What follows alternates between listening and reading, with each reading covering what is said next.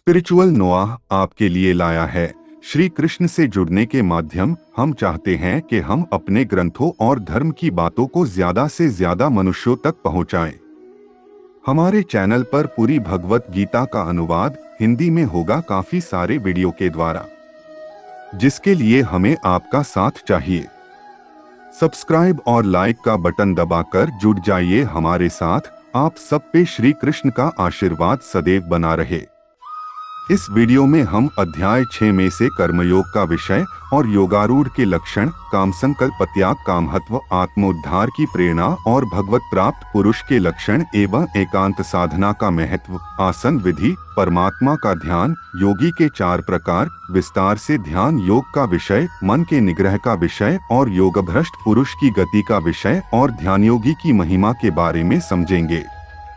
पहले हम समझेंगे कर्मयोग का विषय और योगारूढ़ के लक्षण, काम संकल्प त्याग, कामहत्व। श्री भगवानुवाच अनाश्रितः कर्मफलम कार्य कर्म करोति यः स सन्यासी च योगी च न निरग्निर्न चाक्रियः।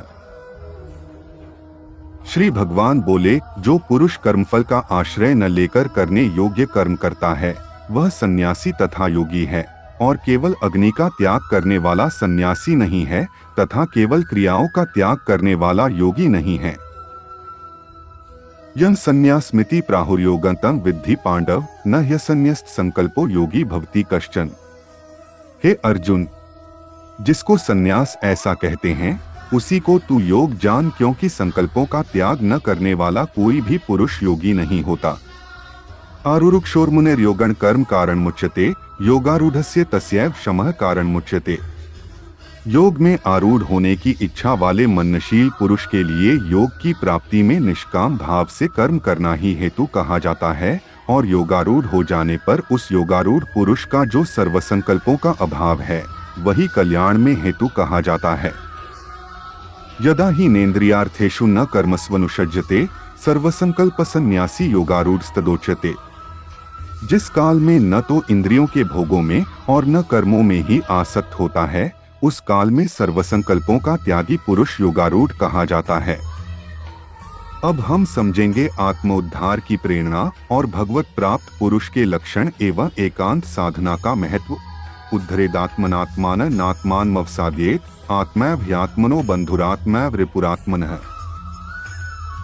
अपने द्वारा अपना संसार समुद्र से उद्धार करे और अपने को अधोगति में न डाले, क्योंकि यह मनुष्य आप ही तो अपना मित्र है और आप ही अपना शत्रु है। बंधुरात्मात्मनस्तस्य येनात्मैवात्मना जितः अनात्मनस्तु शत्रुत्वे वर्तेतात्मैव शत्रुवत्। जिस जीवात्मा द्वारा मन और इंद्रियों सहित शरीर जीता हुआ है उस जीवात्मा का तो वह आप ही मित्र है, और जिसके द्वारा मन तथा इंद्रियों सहित शरीर नहीं जीता गया है उसके लिए वह आप ही शत्रु के सदृश शत्रुता में बरतता है। जितात्मनः प्रशांतस्य परमात्मा समाहितः शीतोष्ण सुख दुःखेषु तथा मानापमान्यवः।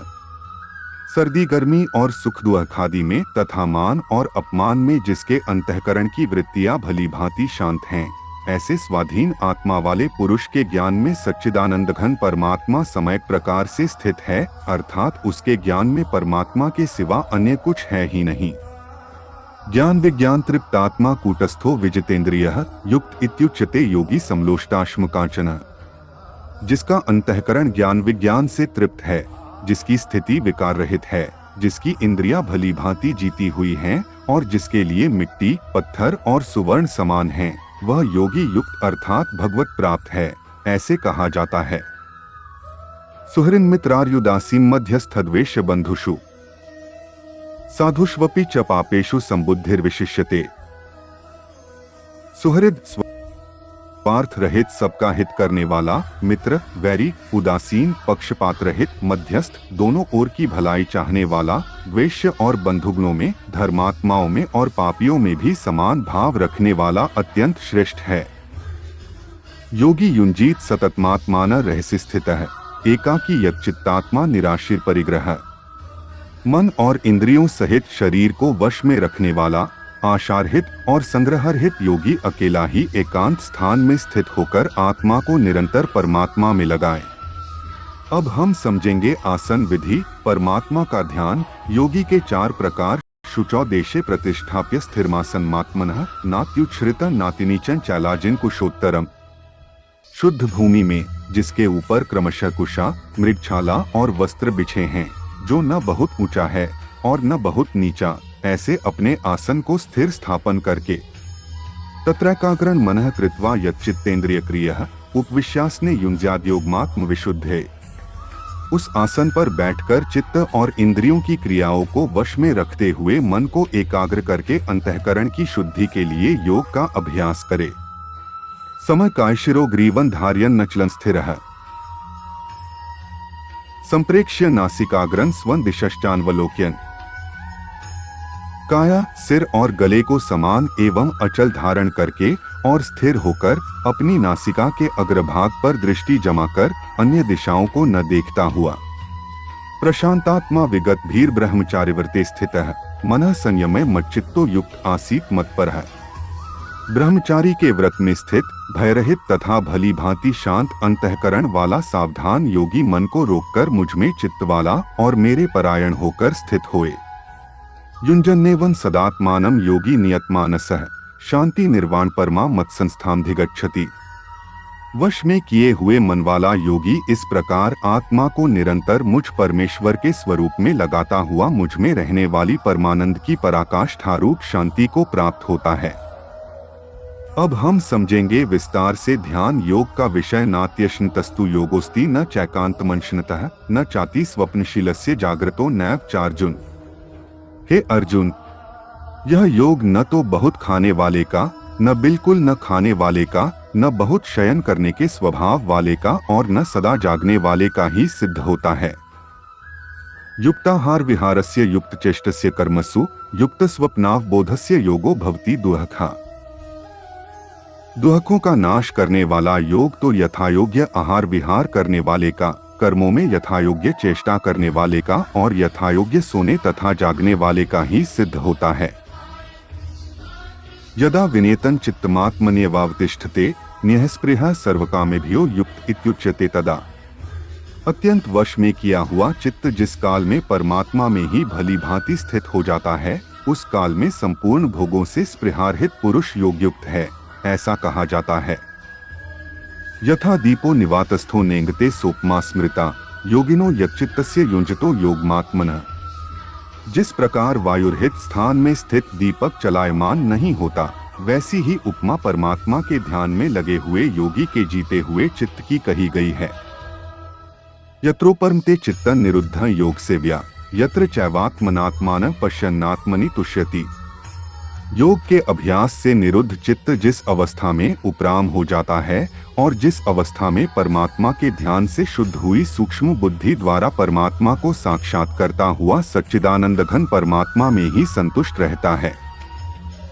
सुखमात्यंतिकं यत्तद् बुद्धिग्राह्यं तीन्द्रियं वेत्ति यत्र न चैवायं स्थितश्चलति तत्वतः। इंद्रियों से अतीत केवल शुद्ध हुई सूक्ष्म बुद्धि द्वारा ग्रहण करने योग्य जो अनंत आनंद है, उसको जिस अवस्था में अनुभव करता है और जिस अवस्था में स्थित यह योगी परमात्मा के स्वरूप से विचलित होता ही नहीं। यह लब्ध्वा चापरं लाभं मन्यते नाधिकं ततः यस्मिन् स्थितो न दुहखेन गुरुनापि विचाल्यते। परमात्मा की प्राप्ति रूप जिस लाभ को प्राप्त होकर उसे अधिक दूसरा कुछ भी लाभ नहीं मानता और परमात्मा प्राप्ति रूप जिस अवस्था में स्थित योगी बड़े भारी दुहक से भी चलायमान नहीं होता। तम विद्यात् दुहक संयोग वियोगं योग संज्ञितम स निश्चयेन योक्तव्यो योगो निर्विण्चेत सा।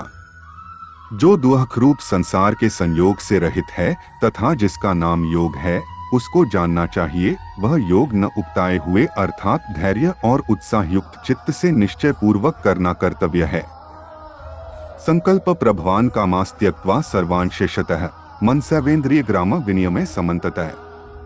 संकल्प से उत्पन्न होने वाली संपूर्ण कामनाओं को निःशेष रूप से त्याग कर और मन द्वारा इंद्रियों के समुदाय को सभी ओर से भली भांति रोककर शनैः शनैरुपरमेत बुद्धया धृतिगृहीत्या आत्मसंस्था मनः कृत्वा न किंचित भी चिंतेत। क्रमक्रम से अभ्यास करता हुआ उपरति को प्राप्त हो तथा धैर्ययुक्त बुद्धि द्वारा मन को परमात्मा में स्थित करके परमात्मा के सिवा और कुछ भी चिंतन न करे। यतो यतो निश्चरति मनश्चंचलम स्थिरम ततस्ततो नियमैतदात्मन्येव वशन्नये। यह स्थिर न रहने वाला और चंचल मन जिस जिस शब्दादि विषय के निमित्त से संसार में विचरता है, उस विषय से रोककर यानी हटाकर इसे बार बार परमात्मा में ही निरुद्ध करे। प्रशांत मन संहेनम योगिना सुखमुत्तमम उपैति शांतर्जसं ब्रह्मभूतम कल्मषम। क्योंकि जिसका मन भली प्रकार शांत है, जो पाप से रहित है और जिसका रजोगुण शांत हो गया है, ऐसे इस सच्चिदानंद घन ब्रह्मा के साथ एक ही भाव हुए योगी को उत्तम आनंद प्राप्त होता है। युञ्जन्नेवं सदात्मानं योगी विगत कल्मषः सुखेन ब्रह्म संस्पर्शमत्यन्तं सुखम श्नुते। वह पाप रहित योगी इस प्रकार निरंतर आत्मा को परमात्मा में लगाता हुआ सुखपूर्वक परब्रह्म परमात्मा की प्राप्ति रूप अनंत आनंद का अनुभव करता है।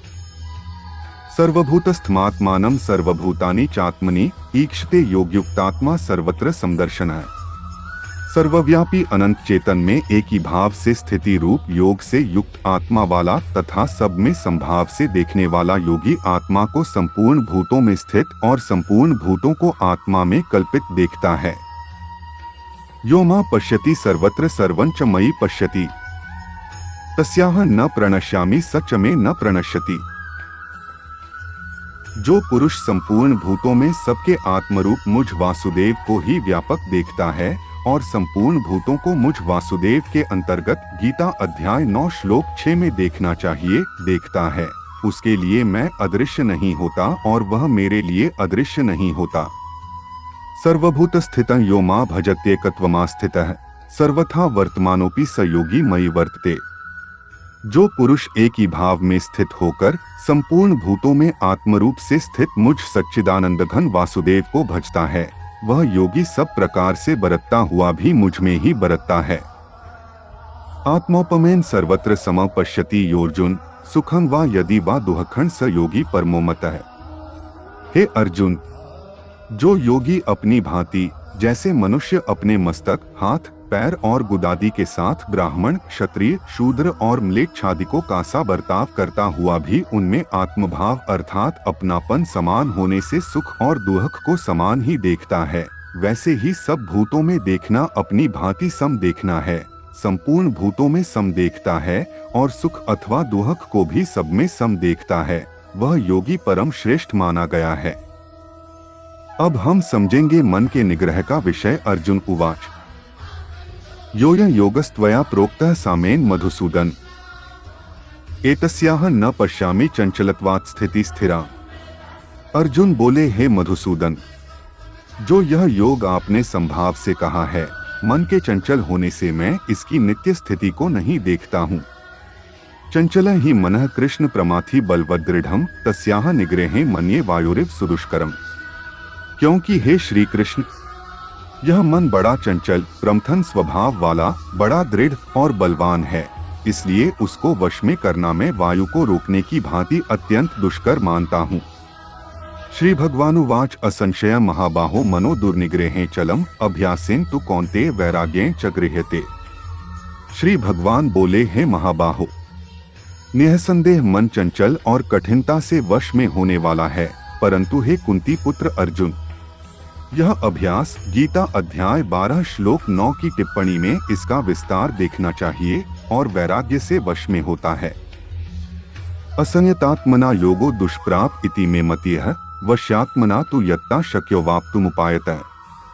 जिसका मन वश में किया हुआ नहीं है, ऐसे पुरुष द्वारा योग दुष्प्राप्य है और वश में किए हुए मन वाले प्रयत्नशील पुरुष द्वारा साधन से उसका प्राप्त होना सहज है, यह मेरा मत है। अब हम समझेंगे योग भ्रष्ट पुरुष की गति का विषय और ध्यान योगी की महिमा। अर्जुन उवाच ऐतिह्य श्रद्धयोपेतो योगाचलित मानसः अप्राप्य योग संसिद्धि का गतिं कृष्ण गच्छति। अर्जुन बोले, हे श्री कृष्ण, जो योग में श्रद्धा रखने वाला है किंतु संयमी नहीं है, इस कारण जिसका मन अंतकाल में योग से विचलित हो गया है, ऐसा साधक योग की सिद्धि को अर्थात भगवत साक्षात्कार को न प्राप्त होकर किस गति को प्राप्त होता है। कच्चिन्नोऽभ्यविभ्रष्टश्चिन्नाभ्रमिव नश्यति अप्रतिष्ठो महाबाहो विमूढ़ो ब्रह्मणः पथि। हे महाबाहो, क्या वह भगवत प्राप्ति के मार्ग में मोहित और आश्रय रहित पुरुष छिन्न भिन्न बादल की भांति दोनों ओर से भ्रष्ट होकर नष्ट तो नहीं हो जाता? एतन्मे संशयं कृष्ण छेत्तुमर्हस्य शेषतः त्वदन्यः संशयस्यास्य छेत्ता न युपपद्यते। हे श्री कृष्ण, मेरे इस संशय को संपूर्ण रूप से छेदन करने के लिए आप ही योग्य हैं, क्योंकि आपके सिवा दूसरा इस संशय का छेदन करने वाला मिलना संभव नहीं है। श्री भगवानुवाच पार्थ नैवेह नामुत्र विनाशस्तस्य विद्यते न ही कल्याणकरित कश्चित् दुर्गति तात गच्छति। श्री भगवान बोले, हे पार्थ, उस पुरुष का न तो इस लोक में नाश होता है और न परलोक में ही, क्योंकि हे प्यारे, आत्मोद्धार के लिए अर्थात भगवत प्राप्ति के लिए कर्म करने वाला कोई भी मनुष्य दुर्गति को प्राप्त नहीं होता। प्राप्य पुण्यकृता लोकानुषित्वा शाश्वतीयः समाः शुचिना श्रीमता गेहे योगभ्रष्टोभिजायते। योगभ्रष्ट पुरुष पुण्यवानों के लोकों को अर्थात स्वर्गादि उत्तम लोकों को प्राप्त होकर उनमें बहुत वर्षों तक निवास करके फिर शुद्ध आचरण वाले श्रीमान पुरुषों के घर में जन्म लेता है। अथवा योगिनामेव कुले भवति धीमताम एतद्धि दुर्लभतरम लोके जन्म यदीदृशम। अथवा वैराग्यवान पुरुष उन लोकों में न जाकर ज्ञानवान योगियों के ही कुल में जन्म लेता है, परंतु इस प्रकार का जो यह जन्म है सो संसार में निःसंदेह अत्यंत दुर्लभ है। तत्र तम बुद्धि संयोगं लभते पौर्वदेहिकम यत्ते च ततो भूयः संसिद्धौ कुरुनंदन। वहाँ उस पहले शरीर में संग्रह किए हुए बुद्धि संयोग को अर्थात संबुद्धि रूप योग के संस्कारों को अनायास ही प्राप्त हो जाता है, और हे कुरुनंदन, उसके प्रभाव से वह फिर परमात्मा की प्राप्ति रूप सिद्धि के लिए पहले से भी बढ़कर प्रयत्न करता है। पूर्वाभ्यासेन तेनैव ह्रियते ह्यवशोऽपि सः जिज्ञासुरपि योगस्य शब्द ब्रह्माति वर्तते। वह शब्द से श्रीमानों के घर में जन्म लेने वाला योगभ्रष्ट पुरुष समझना चाहिए। श्रीमानों के घर में जन्म लेने वाला योगभ्रष्ट पराधीन हुआ भी उस पहले के अभ्यास से ही निःसंदेह भगवान की ओर आकर्षित किया जाता है, तथा संबुद्धि रूप योग का जिज्ञासु भी वेद में कहे हुए सकाम कर्मों के फल को उल्लंघन कर जाता है। प्रयत्नाद्यतमानस्तु योगी संशुद्ध किल्बिषः अनेक जन्म संसिद्धस्ततो यात परांगतिं। परंतु प्रयत्न पूर्वक अभ्यास करने वाला योगी तो पिछले अनेक जन्मों के संस्कार बल से इसी जन्म में संसिद्ध होकर संपूर्ण पापों से रहित हो फिर तत्काल ही परमगति को प्राप्त हो जाता है। तपस्विभ्योऽधिको योगी ज्ञानिभ्योऽपि मतोऽधिकः कर्मिभ्यश्चाधिको योगी तस्माद्योगी भवार्जुन। योगी तपस्वियों से श्रेष्ठ है, शास्त्र ज्ञानियों से भी श्रेष्ठ माना गया है, और सकाम कर्म करने वालों से भी योगी श्रेष्ठ है। इससे हे अर्जुन, तू योगी हो। योगिनांपि सर्वेषां मद्गतेनांतरात्मना श्रद्धावान भजते यो मां समे युक्ततमो मतः। संपूर्ण योगियों में भी जो श्रद्धावान योगी मुझ में लगे हुए अंतरात्मा से मुझको निरंतर भजता है, वह योगी मुझे परम श्रेष्ठ मान्य है।